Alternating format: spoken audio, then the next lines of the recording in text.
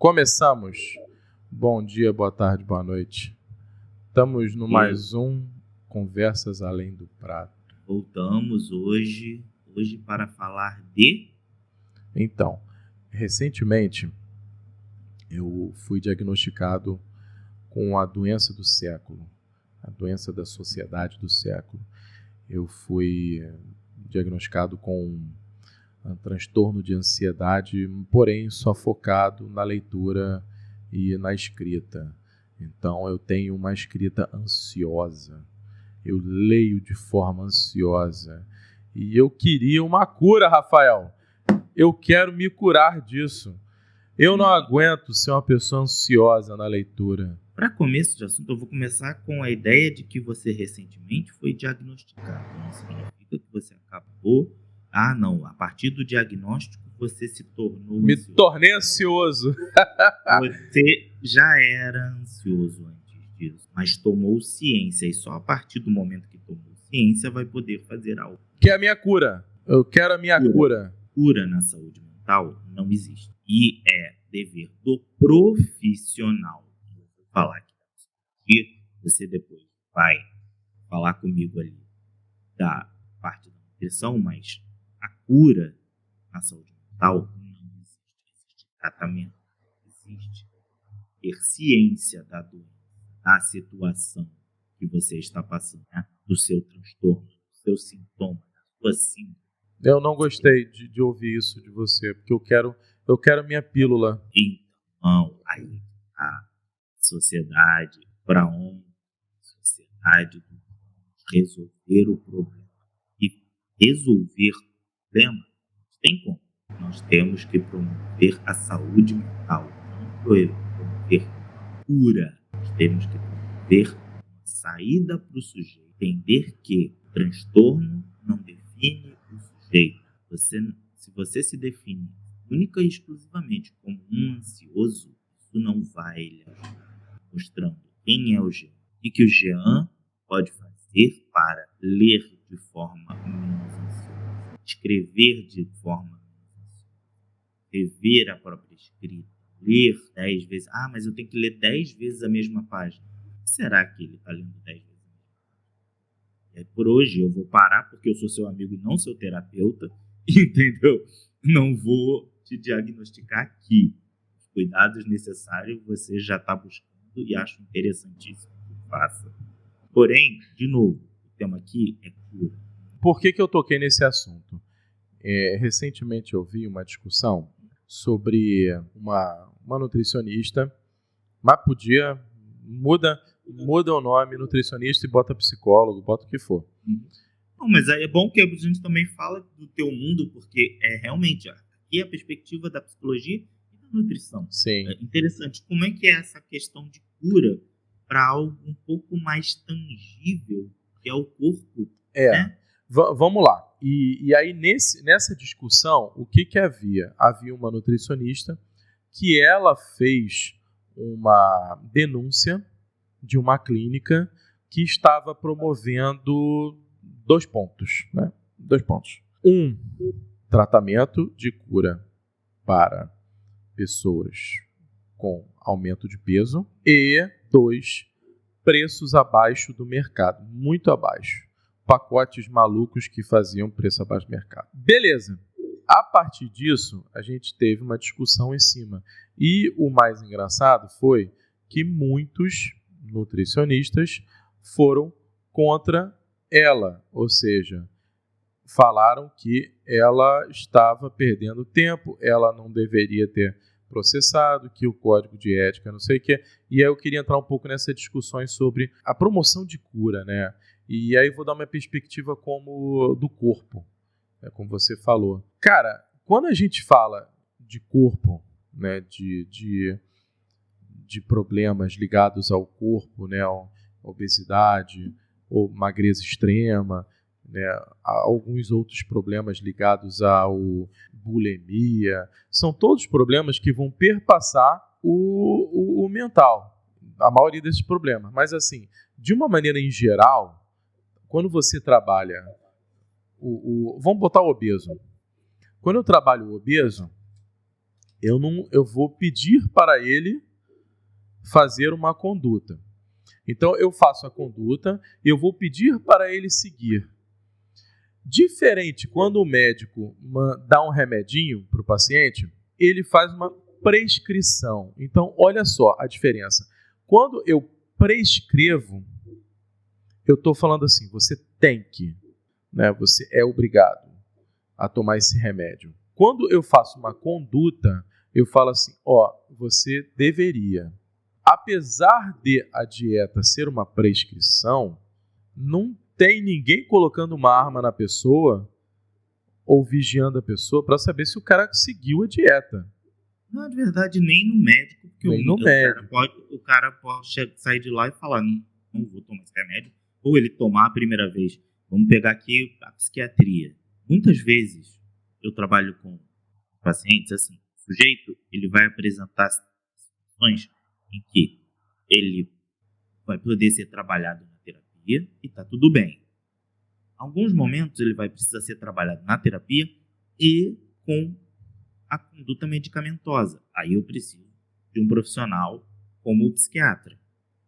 E eu sempre tendo a colocar para os meus pacientes, procure um psiquiatra que tenha uma formação terapêutica também, porque o sujeito não vai ser só aquela coisa do farmacológico, não, só dá aquilo. E aí o meu paciente vai lá, procura o psiquiatra, tem a consulta, o psiquiatra muito bom, com muita ciência do que está fazendo, só que o meu paciente vai lá, toma o primeiro remédio, e o primeiro remédio para um ansioso, vamos colocar aqui que a gente estava falando de ansiedade, ele vai dar uma acalmada no sujeito, vai colocando o sujeito num prumo novamente, e aí o prumo não é um prumo necessariamente só social, é um prumo de bem-estar do próprio sujeito, só que ele não quer aquele bem-estar. Ele estava bem com aquela ansiedade até certo ponto. E aí ele começa a ficar uma coisa que eu já ouvi muito, que é parecendo uma planta. E a pessoa começa a ficar assim, eu vou parar de tomar remédio sozinho. Então é isso que a gente está falando aqui. Toda ajuda, que é isso que você busca. Quando alguém busca a mim, busca a você, busca a um psiquiatra, busca a um endócrino, não importa. Busca a um personal, busca a um fisioterapeuta. Você está buscando ajuda, não cura. Você precisa se colocar na equação. O paciente, o nome paciente, que já é passivo, né? É muito passivo, não. Ele precisa ser ativo no tratamento dele. Sim, sim. Precisa entender. Eu vou comentar sobre essa questão do ativo e passivo mais para frente, que eu queria encabeçar um outro pensamento sobre essa história. Assim, a gente tem dois tipos de doença, né? Assim, não dois tipos de doença, mas a gente tem a doença crônica, né? E a gente tem as doenças agudas, os problemas, assim, né? As doenças não crônicas. E, por exemplo, numa dor de cabeça, se eu tomar um remédio para dor de cabeça, eu curei a minha dor de cabeça. Eu não curei o meu problema que gerou a dor de cabeça. Mas Exatamente. Eu curei a dor de cabeça. Então não houve cura do processo. Houve cura do sintoma. Isso. Houve cura do sintoma. Hoje as pessoas buscam o sintoma, buscam o shape em vez de um comportamento saudável. Sim, e aí como, por exemplo, e a gente está falando de algo crônico, né? Por que é crônico? Porque ninguém ficou magro da noite pro dia, a não ser se eu peguei um serrote e cortei a barriga do cara ao meio. Mas assim, ou o cara perdeu 2 braços e 4 pernas, 2 braços e 2 pernas. Aí ele diminuiu de peso da noite pro dia. Mas tirando isso, o crônico diz que é porque o cara não acordou magro. Ninguém acorda gordo. A pessoa vai ganhando ao longo do tempo. E se existe uma cronicidade, eu não posso exigir do paciente, quer dizer, eu não posso cair na falácia de falar assim, olha, eu vou garantir a sua cura. Eu vou garantir que o seu problema está curado. Porque são várias facetas dentro de um problema só. Quem promove cura é criminoso. É absurdamente criminoso. Exatamente. Em contrapartida, a fala pode ser: vamos seguir um processo de entendimento de que você não acordou gordo, você foi ganhando peso ao longo do tempo. Então, é preciso, talvez, fazer um caminho de volta. Que se você demorou 10 anos para chegar de 50 para 80 quilos, o que ninguém chega, estou chutando esses números aqui, mas entendeu? Você pode criar um esquema, um processo para o sujeito chegar ao objetivo dele. Mas isso não foi cura. É aí que está. Quando a gente diz que não existe cura, não quer dizer que você não vai chegar onde você quer quando chegar na gente. A gente tem cura para o câncer, entendeu? Que você teve uma célula,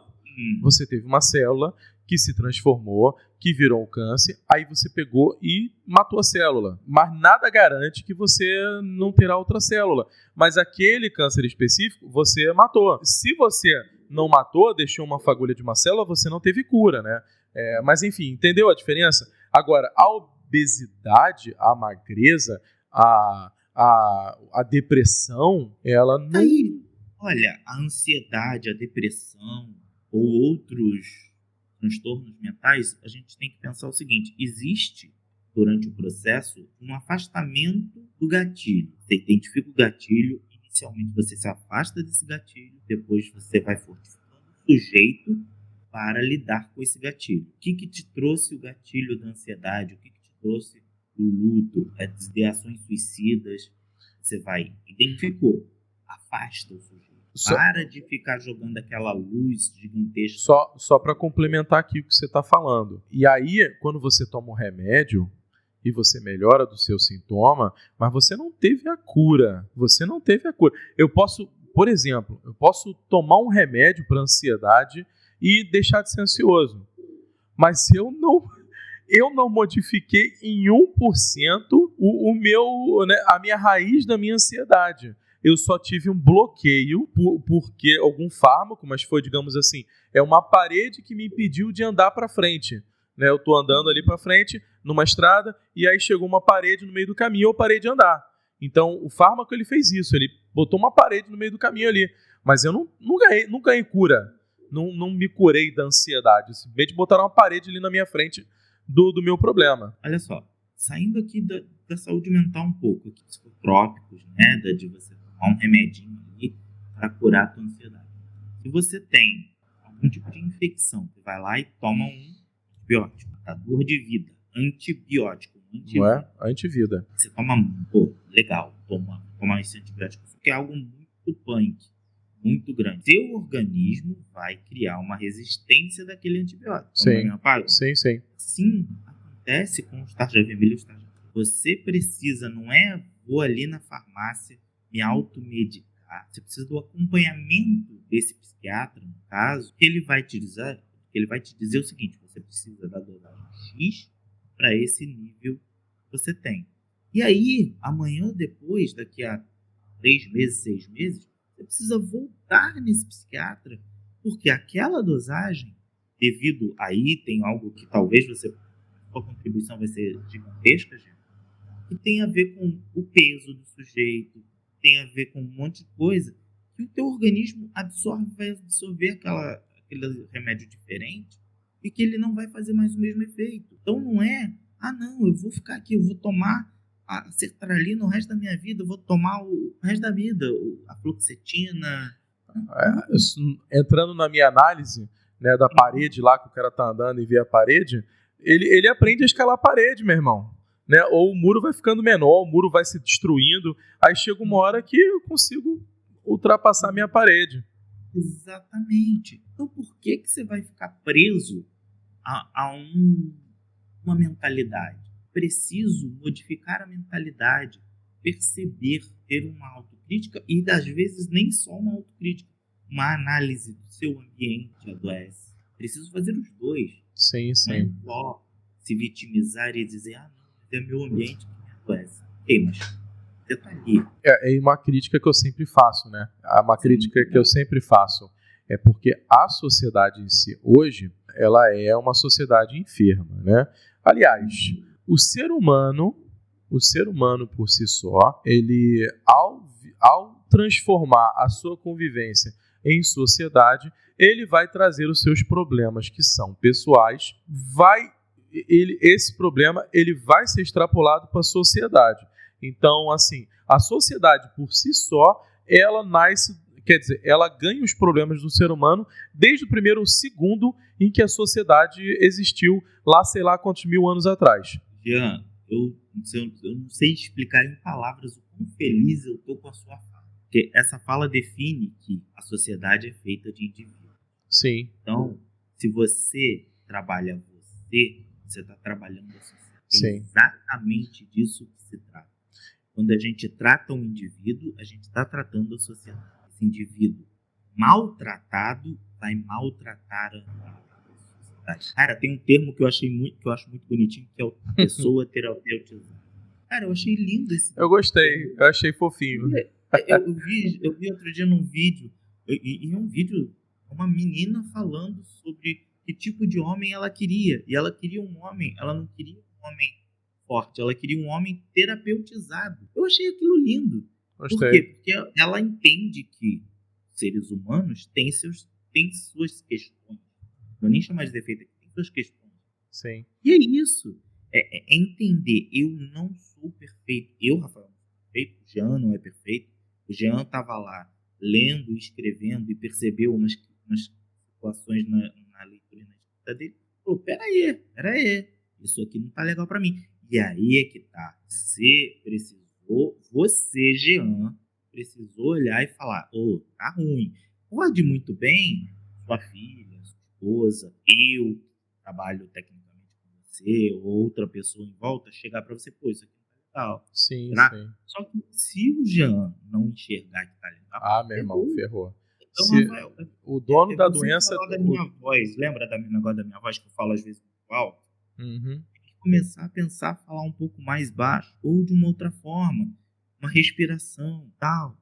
É aquilo. E no caso, e aí, mudando de assunto, mas falando do mesmo assunto, do caso da sua voz, você, por exemplo, né, eu tô querendo pegar esse exemplo porque a gente tem um problema físico, que é o Rafael é cadeirante. Por ser cadeirante, ele tem um estômago, ele tem um diafragma diferente, e por ter um diafragma diferente, vai reverberar na voz, e você, de alguma maneira, se virando ou não, você vai ter que tentar fazer com que a sua fala chegue normal, tá entendendo? Ou normal com muitas aspas, né? Porque normal não tem referência, né? O cara vai perceber que todo vídeo que ele perceber, muitas vezes que eu fizer isso aqui, não é só o meu microfone que tá uma bosta. Agora eu tô falando mais. É isso aqui. Sim.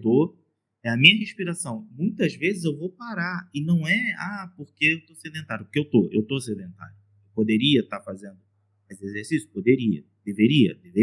Isso modifica. Vai melhorar? Vai ficar 100% igual ao Jean? Não. Vou entrar na comparação. Jean, Rafael. Até isso que eu ia falar. Até porque eu sou eu e você é você. Exatamente. Na live anterior, que vai ao ar daqui a pouco, a gente faz até a piada, que você fala que sobre o aprendizado é como andar, alguma coisa, e eu fiz a piada. Então eu não aprendi porque eu não ando.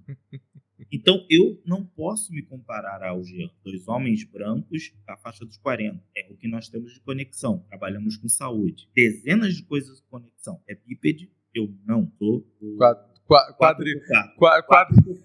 o quadriciclo, 4x4, entendeu? Eu sou 4x4, entendeu?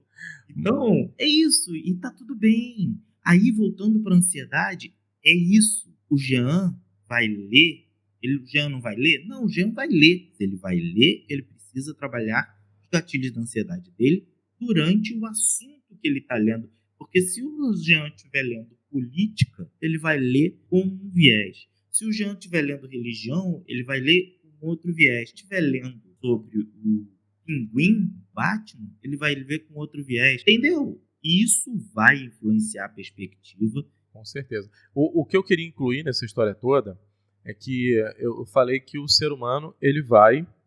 quer dizer, a sociedade vai ser fruto da doença do ser humano. E aí a gente tem a virada dessa problemática. Porque é o quê? Se a sociedade, a gente pode afirmar, né, com muitas aspas, que a sociedade é um ser vivo, né, que seria, na verdade, eu não sei a palavra em português, nem em inglês, é onisciente, né? A sociedade, ela é um ser vivo macro, né? Que é uma junção de vários seres vivos, assim como o nosso corpo é uma junção de várias células, e cada célula individual é um ser vivo. E se essa célula do meu corpo está doente, essa doença da célula desse corpo vai reverberar no meu conjunto de células, que sou eu, né, o organismo. Eu estou querendo falar que a própria sociedade, a sociedade doente vai trazer doenças para aquela pessoa que às vezes não é doente. E aí vai, né? E aí você vai retroalimentando. Exatamente.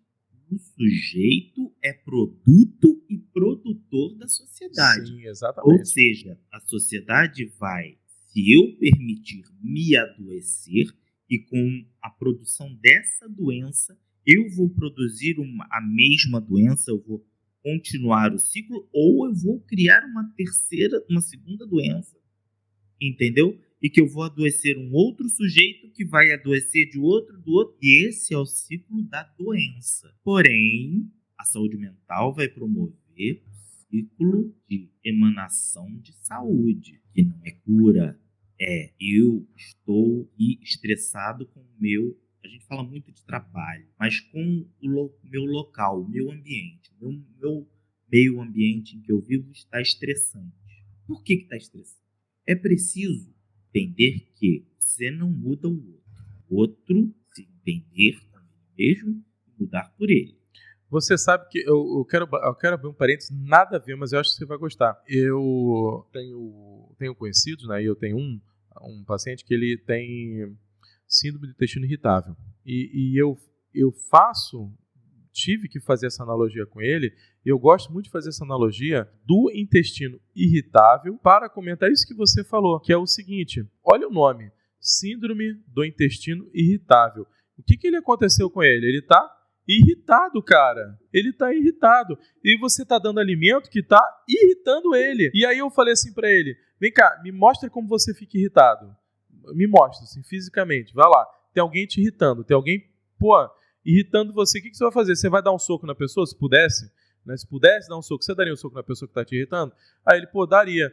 É isso que teu estômago, é isso que teu intestino está fazendo com você. Ele está te dando soco, brother, porque você está irritando ele. Que lindo. Que lindo. Vou falar uma coisa aqui, depois você corta. A palavra enfesado, você já ouviu falar? Sim. Enfesado é o cara que tá pé da vida. Uhum. Não tem nada a ver com excesso de fezes? É uma pergunta fidedigna. Eu vou procurar, não sei. Porque o sujeito que tá constipado, ele fica enfesado. Sim, gostei. Entendeu? Porque cara, achei lindo essa tua fala. Qual a etimologia da palavra enfesado? Eu amo muito a etimologia. A etimologia é muito importante para a gente se entender dentro da nossa sociedade linguística. E aí a gente entra naquela problemática de que a pessoa que fala português, ela vai ter uma compreensão de uma maneira, e a pessoa que fala inglês, do latim vulgare, infesare, infligir, causar o mal, mas ela vem do latim adoecer, fraco, vulgar, infesare, que por sua vez vem infestus, que significa hostil. Não, nada a ver. É porque infesare vem de infestus. Infestus é hostil ou perigoso. Mas olha que doido, porque enfesado é hostil. E hoje enfesado é o cara que tá puto, né? Mas ele, na verdade, a ideia é que o cara é perigoso. A ideia é original. Tudo bem. Mas eu vou te colocar o tadinho. Agora que a gente tava falando do pesado, vou te colocar o tadinho, que é a abreviação coitadinho, que é diminutivo do coitado. Coitado é o sujeito que recebeu o coito. Gostei. Se alguém me chama de tadinho, eu dou-lhe uma bifa. Eu não recebi coito de ninguém. Vamos voltar para o assunto. Vamos voltar para o que interessa. Então, e aí eu estava falando da questão da síndrome do intestino irritável para explicar para ele que o que? Você está irritando o seu intestino e o seu intestino está lhe dando o troco dessa irritação. E isso você só vai conseguir melhorar a sua síndrome do intestino irritável quando você deixar de irritá-lo. Mas por que eu tenho síndrome do intestino irritável? Aí, meu filho, aí a gente vai, né? Aí são outros problemas. Cada um vai puxar, cada profissional vai puxar a sardinha do seu lado. Porém, existem respostas corporais para as nossas perspectivas e emoções, né? Assim como vão ter pessoas que vão ter febre, tá? Para sair um pouco ali ter febres emocionais. É o teu corpo falando, ei, atenção naquilo ali que não foi legal para tu. Sim. E esse legal, quando a gente fala esse legal para você, é para dar uma levezada de algo muito sério. Que as pessoas precisam começar a levar mais a sério. Mas o que traz essa ansiedade? Tudo bem que o teu diagnóstico é muito maior do que a ansiedade ali, dentre outras coisas. A ansiedade é um rol daquilo lá. Existem outros caminhos para serem seguidos. Mas aqui no que tange a ansiedade, o gatilho é aquele. Como alguém fala alguma coisa lá no Threads, ou no Twitter, ou o que for, e aí eu vou escrever, e eu quero escrever paçoca, escrevo... Pafossa. Exatamente. E vou seguindo, e só depois eu vou ler porque é pafossa. Entendeu? Por quê? Porque o meu foco, entendeu? Minha mente está querendo mostrar para a pessoa que a paçoca não é um criminoso.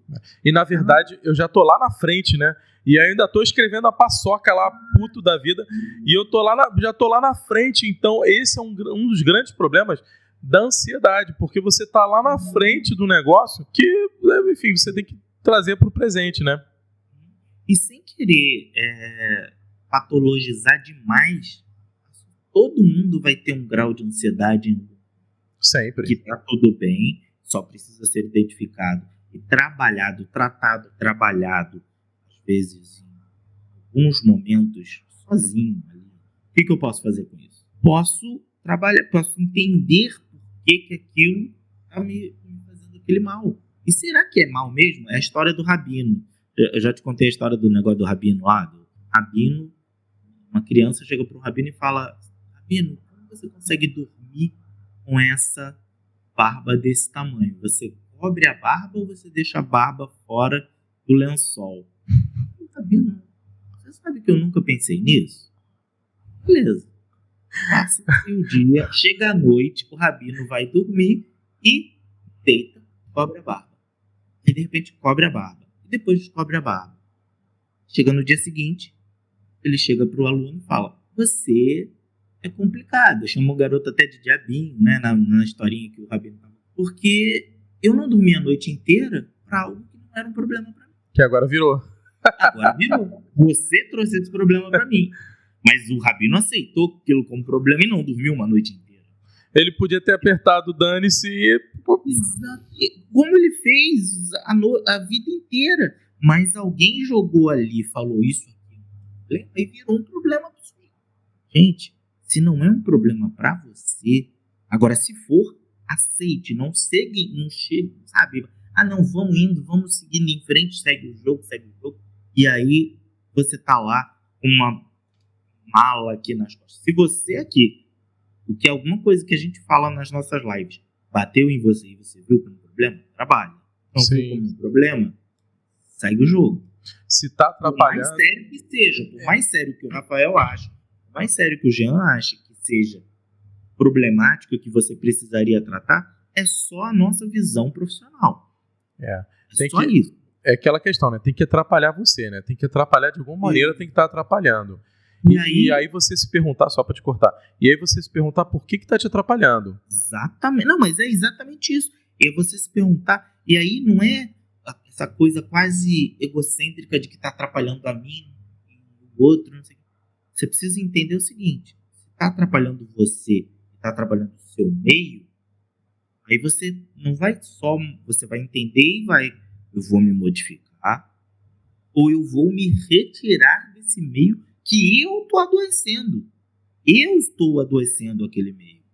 Então eu não devo ficar ali, porque eu estou adoecendo um meio que está me adoecendo e a roda da doença está rodando. Está só alimentando. Beleza, eu quero jogar basquete e não futebol. Ou então, no mínimo, eu tenho que ir pro gol, porque aí eu posso pegar a bola com a mão. Eu quero praticar algum esporte, mas eu não quero fazer um exercício XYZ. Existem adaptações. Aí você vai encontrar profissionais que vão te adaptar para você, porque você consegue ou não fazer tal exercício. Você que tem, sei lá, uma lombar ferrada, um negócio assim, você precisa de uma adaptação. Não é que você precisa se eximir daquilo, você precisa fazer a questão do encaixe. Meio indivíduo, indivíduo meio. Sim. Se esse encaixe não estiver bem feito, existe a doença. E não venha procurar cura conosco. Se fazer algo e você obedece obrigação, isso pode ser o início de um aprendizado, mas não é necessariamente o aprendizado. Com certeza. Deixa eu... Já que a gente está aqui no meio da live, e aí eu queria, por exemplo, eu queria falar um pouco dessa questão do código de ética. Vamos pincelar rapidinho aqui, porque, assim, voltar um pouquinho à questão, né? O que eu acho impressionante, né, nessa discussão é que muita gente no campo da nutrição desconsiderou a fala da menina, que era simplesmente que a clínica estava promovendo cura. E ponto 2, a clínica estava promovendo um tratamento muito abaixo do preço de mercado. Isso aí, nitidamente é uma antiética do cacete. Isso eu não preciso nem pegar código de ética para saber que isso é um problema de ética, né? Até porque, em termos de economia de mercado, a gente sabe que a empresa não pode lançar um produto muito abaixo do mercado, porque você cria um problema de mercado, né? Porque você quer destruir a empresa do lado. Aí eu tenho capital para isso. Então, como é que eu faço se eu tenho capital? Eu vou vender meu presunto a R$1 e dane-se todo mundo. E aí vou quebrar todo mundo, eu tenho quanto? Eu consigo segurar por um ano presunto a R$10. Vamos botar um preço real, né? Real não, né? Porque, enfim, o presunto hoje deve estar R$30 e... Vamos botar, meu presunto é preço de presuntada, né? Que é metade do valor. E eu consigo, por um ano, fazer isso. E aí eu vejo que faço estudo e vejo que por um ano eu consigo quebrar metade dos meus concorrentes. Vou lá e faço, meu irmão. Então, assim, você vender... E eu não estou falando pra gente todo mundo... Não, peraí. Agora todo nutricionista, psicólogo, médico tem que vender o teu produto a R$3.000, R$5.000. Não, a questão não é essa. A questão é, também não dá para vender...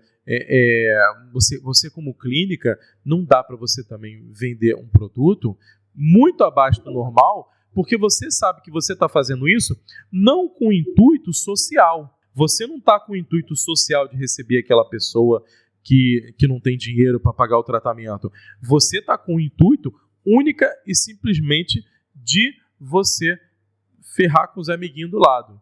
Entendeu? E esse é o grande problema. E as pessoas, infelizmente, não viram isso como problema. Então, aí vamos lá. Nessa questão de valores, tem coisa que é extremamente difundida depois da pandemia, que é o online, que não existe custo de deslocamento para o profissional nem para o paciente. Então, sim, é um custo mais barato. Então, são réguas diferentes. Sim. Tá? E aí, eu particularmente já vi discussões sobre a gratuidade, o atendimento gratuito da psicologia. Por mais que para o paciente, já vi pacientes defendendo a gratuidade, que deveria ser algo público do governo, né? E que eu não discordo, acho que saúde mental deveria entrar nesse rol, porém acho importantíssimo como trabalho de prioridade, valor.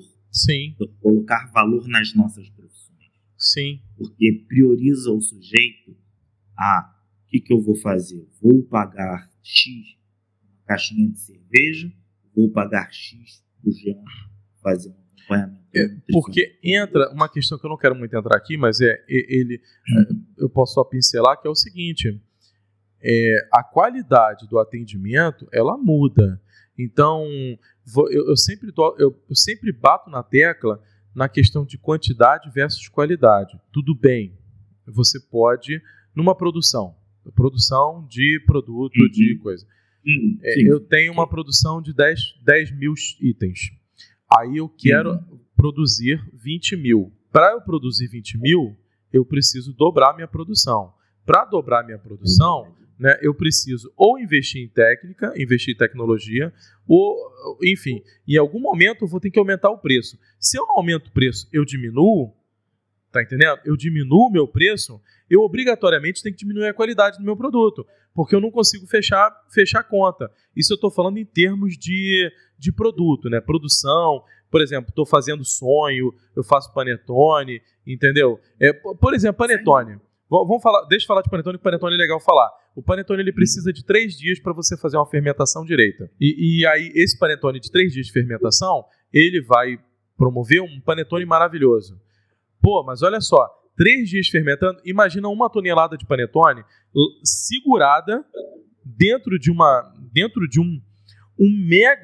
mega estufa para você segurar 1 tonelada de panetone por 3 dias. Agora eu falo assim, pô, peraí, vamos vender panetone em 2 dias. Vamos só fazer fermentação de 2 dias. Aumenta mais o fermento e você bota ali fermentação de 2 dias. E você, com isso, você ganhou 1 dia. Você diminuiu a sua qualidade do seu produto e você vende por um produto mais barato. Ok, mas você diminuiu a qualidade. Então, assim, se a gente está falando de uma clínica, né, e a clínica ela diminui a quantidade, o valor, ela vai aumentar a quantidade de cliente. Se ela aumenta a quantidade de cliente, chega uma hora em que a quantidade de cliente está no limite. Vai precisar de mais profissionais e aí ou você aumenta o seu número de profissionais, que às vezes já está no número de quartos de salas máximas, ou então ela vai diminuir o tamanho o tamanho do tempo lá da experiência. E aí que eu estou falando aí que eu estou botando na tecla nesse problema. Que uma hora ou outra... A história do atendimento psicológico de 20 minutos. Sim, uma hora ou outra você vai ter um problema. E olha que eu tenho especialidade em psicologia breve. Psicoterapia breve. 20 minutos eu estou dando bom dia pro sujeito. Eu estou ali ajustando o cara com ter calma, o cara entrar Porque, de novo, o paciente ansioso que vai ser atendido às 8 horas da noite e acabou de sair correndo do ônibus porque pegou um trânsito porque estava chovendo na cidade dele, subiu uma escadaria, ele vai ligar a câmera dele suado. E vai chegar assim. Exatamente. Até que o cara entre na sessão, já deu 20 minutos. E aí, vê só, eu fiz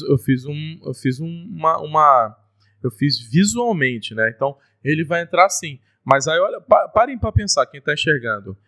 Ele pode estar assim, do jeito que eu tô, mas a mente, às vezes, do cara tá assim, ó. Não, exatamente não.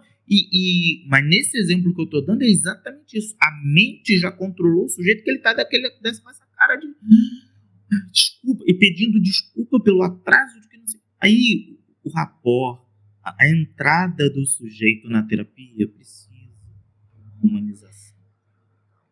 De falar pro sujeito, desliga a câmera, vai ao banheiro, bebe uma água. E tudo isso tem a ver com a terapia. Tudo isso é a terapia. Bebe uma água. Sei lá, volta daqui a 20 minutos, toma um banho se for o caso. E eu falo com os pacientes, a terapia ela é um compromisso seu, mas ela não pode ser um fardo seu. Não pode ser meia boca. E ela não pode ser um fardo de que você precisa estar ali, porque você precisa estar ali, é um compromisso seu com você, mas isso é um fardo não está funcionando. Sim. Tá? E aí, tudo isso que você estava falando na questão da produção, que eu achei maravilhoso, e é verdade, então aí tem um termo que é comida de carregação, que é aquela coisa que você vai fazer um negóciozinho e fazer montão, você vai estar fazendo de carregação. Já parou para pensar também na etimologia da ideia do personal trainer, treino personalizado. Se você tem um personal trainer, um profissional que está personalizando o treino para você, te dando atenção plena e personalizada. Eu já vi em academia algo que eu não consigo entender, é um personal trainer marcar com 2, 3 com 5 pessoas ao mesmo tempo. Não faz sentido no nome. É um único ser humano, ele não consegue fazê-lo. Não, mas eu estou fazendo aqui com 2 pessoas com o mesmo objetivo e com o mesmo... são 2 velhinhos, ou 2 mulheres, ou 2 homens. Mesmo assim. Não, deixou de ser personal. Você cria um outro nome, entendeu? Não é mais personal, é grupal, mas... ou dupla, mas não é personal. Desconfigura. Com certeza. A ideia, entendeu? E aí, de novo, eu entendi toda a situação, o preço, a canibalização da profissão em torno de um custo, entendeu? Eu já vi profissionais cobrarem preço de presencial em online, que não faz sentido. Sim. Tá? Mas vai ter presencial que vai ter preço de online, que é outra coisa. Que aí é o cara da gratuidade aí que você está falando. Aquela tal história, né? A pessoa pode... Você tem animal. E aí, não tenho dinheiro para ir numa clínica normal. Aí tem as clínicas populares. E aí você leva numa clínica popular. Então, assim, eu não sou contra o atendimento popular. Enfim, eu não sou contra. Mas eu sou contra você como clínica ou você como pessoa abaixar seu preço a ponto de você querer atrapalhar o do lado. Né? Não, com certeza. São universos diferentes. Até porque, quando você vai numa clínica pública, numa UPA, numa CAPS da vida, você vai ter um atendimento, dependendo da situação pública ali, não vai ter uma periodicidade, a mesma periodicidade que você vai ter no pagante. Não entendeu? Tem. E isso, no ambiente terapêutico, pode ser muito problemático. É muito interessante o sujeito vai lá e tem uma situação específica essa semana, ele vai agora ali, eu tive uma situação específica no sábado, na terça-feira eu vou tratar lá com o Rafael. Questão específica no sábado, eu vou lá procurar meu atendimento público e só tem vaga para daqui a 2 meses. Porque não tem estrutura, a gente tem que compreender que é uma coisa gigantesca, é para zilhões de pessoas, que poderia ser melhor organizado e deveria ser melhor organizado, mas a realidade é que não é. E o sujeito vai ter que ter 20 minutos, 15, 5, a cada 2 meses. Existe promoção de saúde que aguente numa situação dessa. Não tem nem como. Eu acho que o que tem aí é uma, digamos assim, minimamente... a gente teria que criar um termo. A gente tem que ter quase uma condução, né, na verdade, né, do tipo, só, filhinho, te pegar pela mão aqui e te atravessar a rua. É isso, entendeu? Eu tô só te atravessando a rua. E depois se vira aí. Daqui pra frente, depois do outro lado da rua é teu. Não tem como. E eu não tô. E é complicado, né? Porque acaba sendo. E aí a autonomia, isso aí fere com um dos princípios mais básicos. Esse está lá no Código de Ética da minha profissão, que é a autonomia do sujeito. Você adestra, isso que você acabou de falar é um adestramento. Criar esquemas é uma coisa, mas isso que você colocou é um adestramento. E não que eu coloque que eu preciso ter uma dependência do sujeito, não. Mas o sujeito precisa da autonomia, de compreender e de ter uma consciência e precisa de tempo para trabalhar isso. Queria voltar, a gente já está com, 40 minutos aí, aquela do paciente, do nome paciente.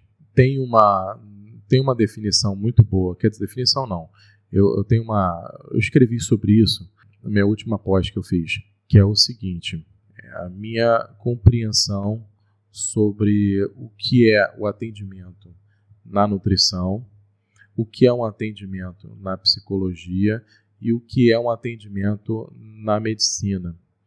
E eu acho que é importante esse pensamento para a gente entender como é que a pessoa espera um atendimento de nutrição e psicologia.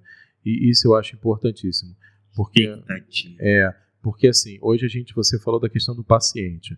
Né? O paciente ele já tem um nome muito interessante, que é passivo. Né? Ser passivo, né?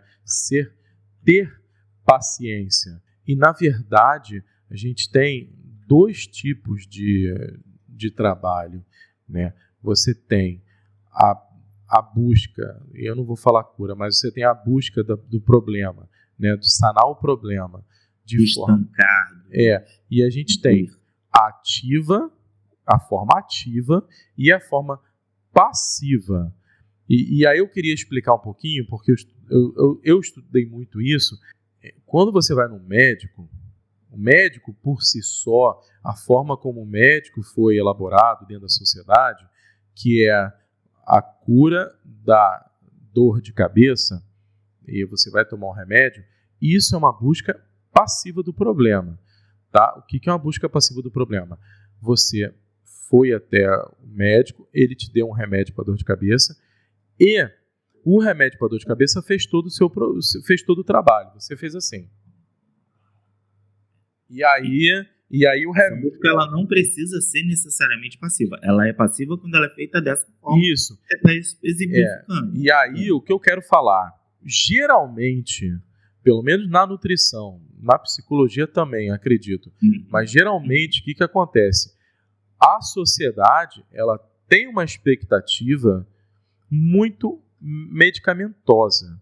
Sim. E sim. por ser é da sociedade do pra onde? Sim. Como é que é? Agorista. E por ser pensamento medicamentoso, esse pensamento medicamentoso ele tende a ser passivo. Então ele tende a ser um pensamento de você não ter uma busca ativa do seu problema. A pessoa que busca a solução da nutrição, ela tem que ser ativa do seu problema. Busca, né, do seu problema, não é da cura aqui, mas a gente está desse problema que ela está querendo sanar, ela tem que ser de forma ativa e nunca passiva. O problema é que a pessoa chega no consultório da nutrição e fala assim, me cura. Ou então, me entrega uma dieta que vai resolver meu problema. E ela acha que a gente vai fazer assim, ó, toma. Ou ela acha... delegar a solução para o outro. Isso. E ela fala o seguinte, me emagreça. Não, mas peraí, eu não te emagreço. Você é que vai emagrecer. Eu não vou te emagrecer. Eu vou te dar condições de você entender onde é que está o seu problema de estar engordando.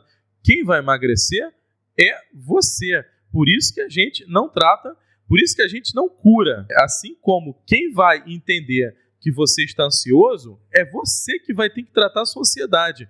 Eu vou te dar condições para isso. Isso é ativo.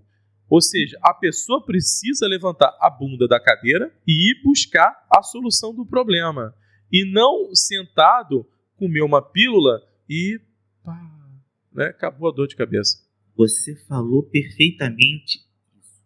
O exemplo da dor de cabeça, ele é um pouco complicado, porque funciona da dor de cabeça na questão do sintoma, porém, aqui para o nosso universo, precisa da atitude do sujeito.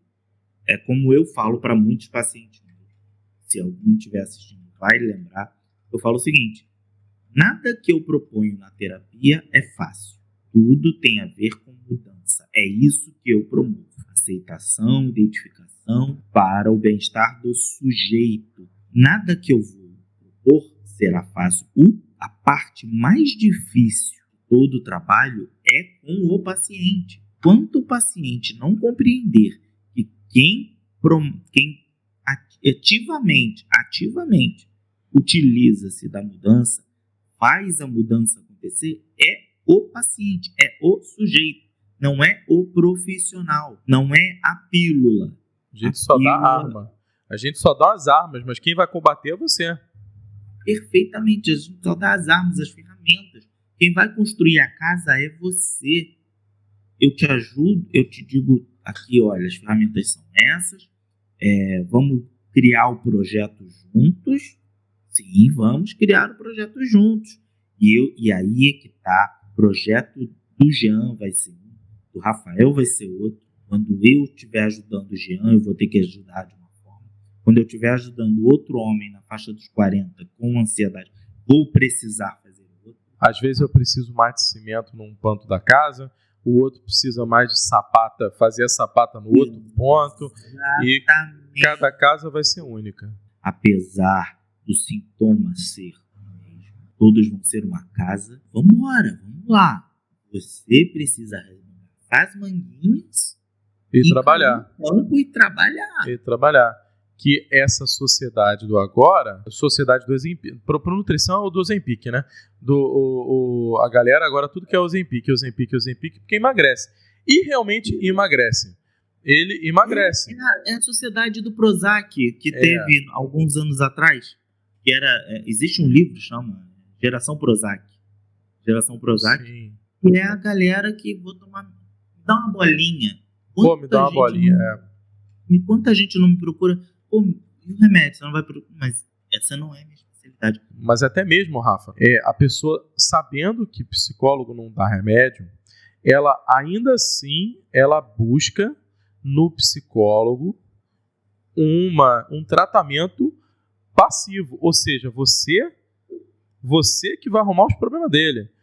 Entendeu? Ela busca o tratamento passivo da questão. Ela chega lá passiva. A gente vai falar de religião, mas aqui eu vou falar da gente sobre a morte do super-homem, sobre procurar essa cura, procurar o estancar desse seu problema. Aqui fora você vai encontrar auxílio, ferramentas. O trabalho é interno. A Nietzsche está falando de outra coisa, está falando de religião, mas cabe aqui. Cabe, super cabe. Quando o sujeito chega, sei lá, 200 quilos no teu consultório e diga, me emagreça. E aí você vai dar uma aula para ele, porque é preciso, nesse caso, do que adoeceu ele, do que trouxe ele aos 200 quilos. E o cara vai desligar, você vai falar, tchau, não quero falar. Você não me deu vou procurar alguém que... meu pozinho mágico. E aí a gente entra do outro lado do problema. A sociedade do agora, né, essa sociedade do ontem, né, que eu preciso tudo para ontem, ela também vai formar profissionais com esse pensamento, que vai fazer o que não? Peraí, ele pode até estar no limiar da ética, mas ele vai ter um pensamento que é um pensamento que é, digamos assim, ele é... no limiar da ética? Será que não chega, não ultrapassa para o antiético? Não, ultrapassa do antiético, digamos assim, de livro, né? Do antiético digamos assim, de teoria, não do antiético do nosso código. Mas assim, mas eu concordo, porque a gente está falando duas éticas aqui, né? A ética do nosso código não ultrapassa. Mas assim, se você analisar de forma ética essa questão, você fala assim, pô, isso aqui não tá legal não. Por quê? Porque você está promovendo, primeiro que não se emagrece da noite para o dia, assim como não se engorda da noite para o dia, não se emagrece da noite para o dia. E se você está promovendo um rápido emagrecimento, você está errado. Porque você sabe que vai ter problemas no futuro, mas você alega, né? Ou você pode até realmente não saber. Mas o que você é? Você é aquele cara que emagrece já, né? Ou emagreça já. Ou então, vamos fazer o grupinho do WhatsApp para emagrecer 3 quilos esse mês, ou essa semana, entendeu? E vamos fazer o concurso do emagrecendo já comigo. Isso, de certa forma, fomenta todas essas questões do quê? Do agora, do para ontem. Né? Pô, vou entrar nesse grupinho, porque eu quero emagrecer 3 quilos para botar a minha saia na festa do final do mês. Vou defender um pouco o profissional que promove perca 10 quilos em um mês. É possível? Você tem. É Sim. saudável? Não. É possível fazer. Você precisa ali de e agora é contigo, mas deve ter um tempo saudável para chegar ao objetivo do emagrecimento de uma meta. Porque eu vou defender meta, o que eu estou defendendo é meta. A promoção de uma meta, porque é preciso, para a autorrealização, para a motivação do sujeito, você ter uma meta. Mas é preciso compreender o processo, que aí eu vou concordar com você. Mas, por exemplo, vou te dar um exemplo cabuloso. Quando a pessoa vai fazer cirurgia bariátrica. E aí você tem que ter o aval do psicólogo. Tá? Que quase ninguém quer. E aí, esse aval do psicólogo, eu tenho amigos meus, psicólogos, que eles fazem aval, eles são especialistas em aval de cirurgia bariátrica. Beleza. O paciente já chega falando assim, eu quero meu aval. E aí o cara... Não, isso acontece comigo. E aí o cara fala assim, não, peraí, calma. Não é assim. Aí fala assim, ó, pelo menos 1 mês para eu te dar um aval. Isso, ele ainda fala assim, às vezes assim, isso se eu conseguir dar em 1 mês. Ah, mas por quê? Porque eu preciso saber se você realmente vai conseguir passar por uma cirurgia e não se matar. E não se suicidar. Todas as cirurgias, você está tocando aqui na bariátrica, que é importante. Tem a da troca de sexo.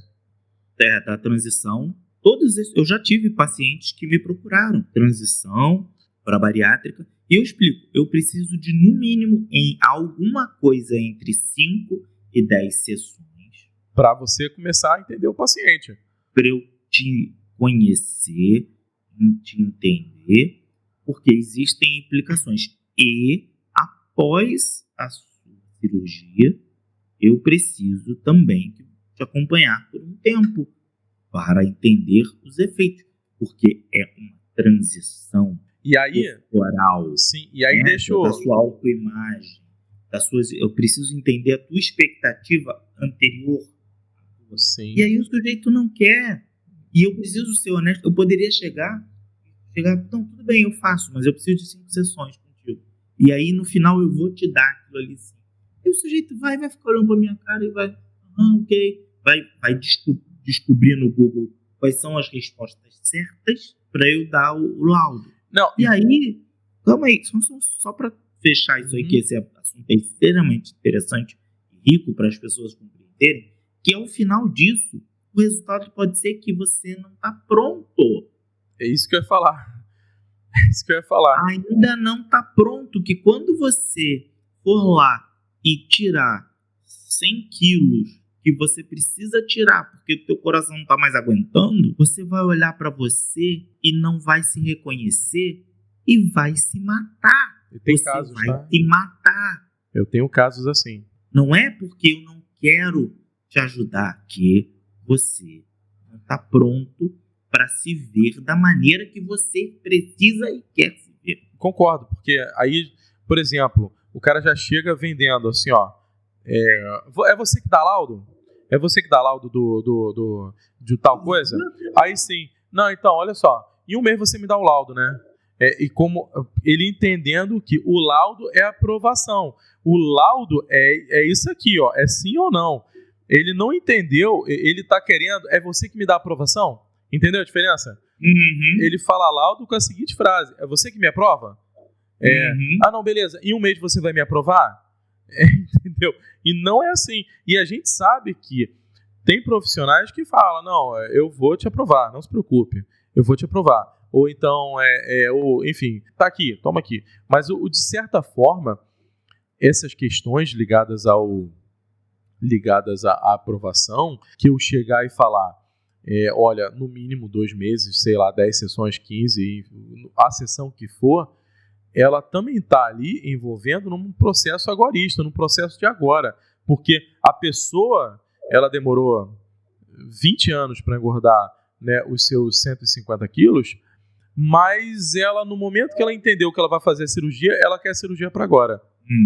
E aí mudou a perspectiva. E ela precisa, no caso de muitos casos que o sujeito procura o laudo para cirurgia bariátrica, ele precisa. Sim, ele precisa para agora. Mas ele muitos casos que o cara fala da transição, da transição de gênero, ele também precisa de agora. Sim. Ele também já não aguenta mais viver naquele corpo de homem ou naquele corpo de mulher. E aí ele quer mudar. Mas aí, enfim, tem que entender que às vezes não é assim. Exatamente. É preciso trabalhar o meio ali em algumas situações. Porque aquele sobrinho, aquele netinho que comia meu bolo inteiro que eu fazia, agora se ele comer meu bolo inteiro, ele vai morrer, ele vai vomitar. Esse assunto é muito complicado. Mas, muito pesado, é muito complexo, mas é verdade.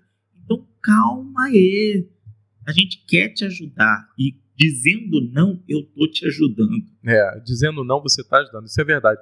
Até porque, por exemplo, no caso da cirurgia, no caso da transição de sexo, meu irmão, perdeu. Não tem mais como voltar. Cara, até tem. Não, no caso do homem, né? Se você cortou, não... Não, mas você não. Você vai reimplantar, você vai fazer uma outra cirurgia, você vai... Custo... Cara... Dá para voltar? Eu não sei, mas Cara, enfim. Mas assim, voltando para a nossa realidade, no caso da cirurgia bariátrica, o paciente que ele se nega a entender que ele não tem a condição que ele tinha há um mês atrás, por exemplo, antes da cirurgia, e ele começa a tentar criar alternativas para ele voltar ao passado. E aí ele começa, por exemplo, comer leite condensado com doce de leite e misturando com o bolinho da vovó, entendeu? E tudo vira uma paçoca, faz uma paçoca disso, aí ele começa a comer comidas altamente densas, com uma quantidade absurda de caloria, para tentar retornar àquele estado de espírito do passado que hoje já não cabe mais, não cabe literalmente falando, né? Literalmente e filosoficamente falando, porque não cabe, literalmente não cabe mais. É isso. E aí? Não, eu concordo plenamente com isso, e é o sujeito olhar para si e falar: eu quero ser meu amigo forte ali do lado. E aí, para isso, eu preciso retirar isso tudo e tal.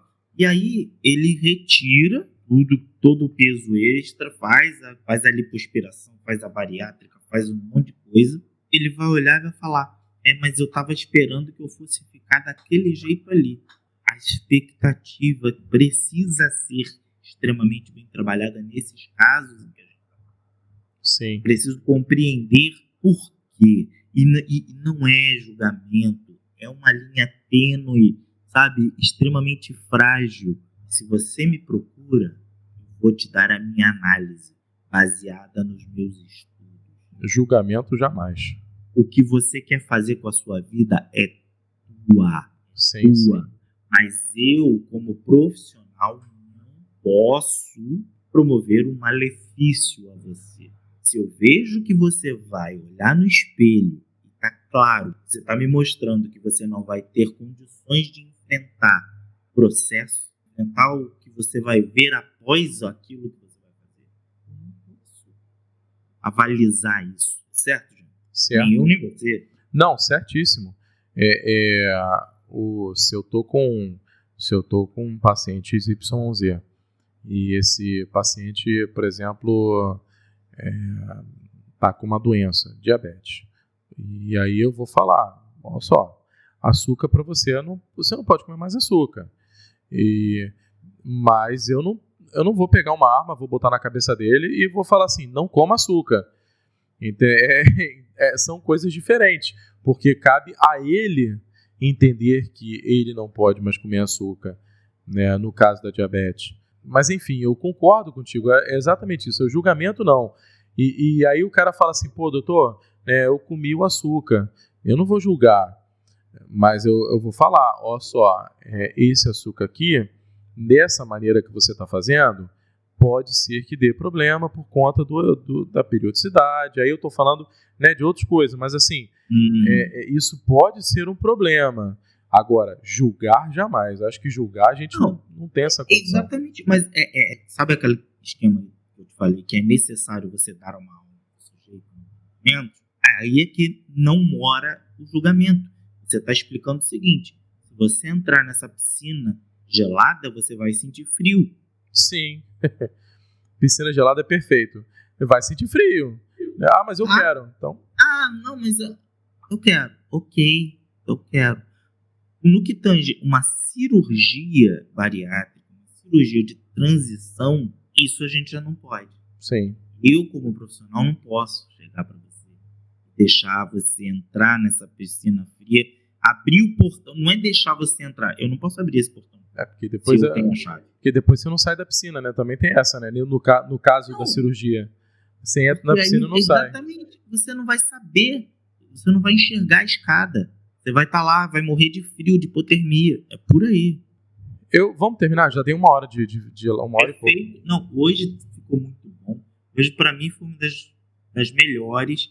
Não o assunto, mas menos problemas técnicos, talvez. Não, sim. Essas questões éticas, elas não vão terminar da noite para o dia.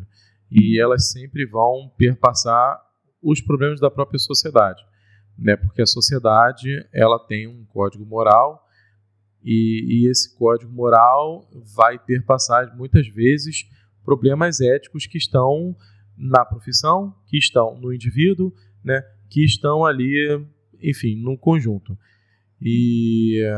Mas, assim, de uma maneira geral, ninguém promove saúde. Por isso que quero tocar... Oi? Eu quero fazer uma pausa agora para compreender. Eu falei não promove saúde. Não, eu falei besteira. Ninguém promove a cura. Não, ninguém promove a cura. Por isso que não existe cura gay. Os meus amigos psicanalistas vão chamar isso de ato falho. Porque a gente está falando tanto tempo de cura, não cura e tal, e que a cura estava no meio da cabeça dele e veio parar aqui.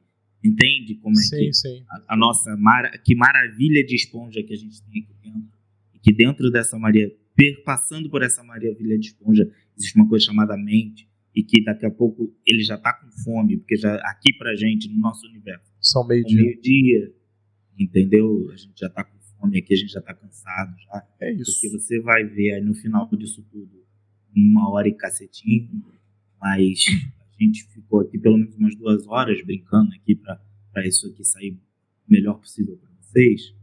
Então, cansaço tem a ver. Então, quando você estiver cansado com alguma coisa, calma, respira.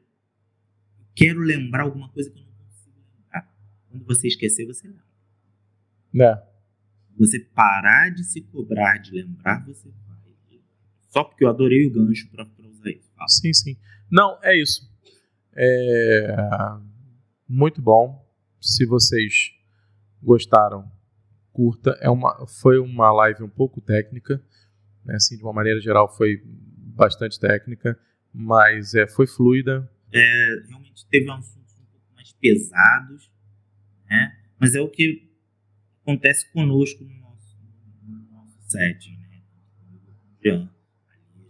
Ali a gente conseguiu mostrar hoje você que está nos vendo, nos escutando hoje, encara que seja nossa responsabilidade, que na verdade é uma responsabilidade nossa, sim, minha como profissional e sua como paciente, como ser ajudado, ser que não vou te ajudar sozinho. Você tem que se ajudar. Você precisa me ajudar a te ajudar.